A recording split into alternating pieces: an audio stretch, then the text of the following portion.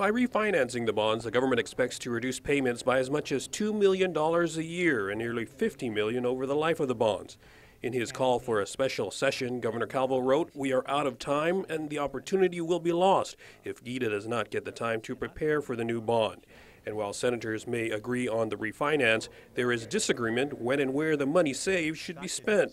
It was Senator Mike Nicholas's bond refinance measure that was up for discussion yesterday, but he withdrew his bill in objection after colleagues, he said, began tacking on various spending amendments without public hearings. Nor was the public ever involved in was the question of how we were going to go about authorizing the money or appropriating the money or any other synonym of making a decision as to where that money was going to go. Our people need to be involved in that decision. We talk about how important these savings are, so important that we went into session yesterday and we're called into special session today. The measure, introduced at the request of the governor, mirrors a bill introduced by Senator Dennis Rodriguez with amendments from Senator Frank Uggan Jr. passed yesterday on the floor. That $2 million realization savings is real. It's today. It's going to happen this fiscal year.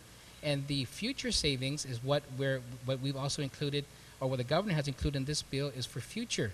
It's for future use.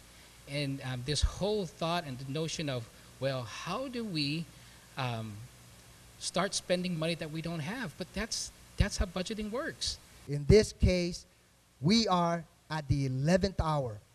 The question is, if we go through that public hearing process, will that be sufficient time for GITA to still very aggressively go out into the market, realize the savings, and refinance the bond before the next payment is due? Otherwise, there will be no savings. So, Madam Speaker, I stand here saying that if Section Sub-Item 2, the authorization, and I hope my colleagues who co-sponsored this amendment yesterday are not upset, I would be more than willing to remove that section. The Rodriguez refinance measure, first introduced in April, called for money saved to go for various hospital improvements. Uggan's and others' amendments include spending for Guam FESPAC, compensation to farmers for crop damage, Typhoon Halong and Dolphin overtime payments, to name a few. The bonds to be refinanced are general obligation bonds. The new series will be business privilege tax or BPT bonds, which carry higher ratings and lower interest rates. Because they are secured by gross receipts taxes, the government can theoretically raise GRT if proceeds fall short of required bond payments.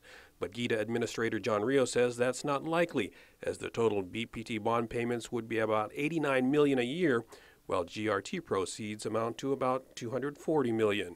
For Guam's News Network, I'm Nestor Lecanto.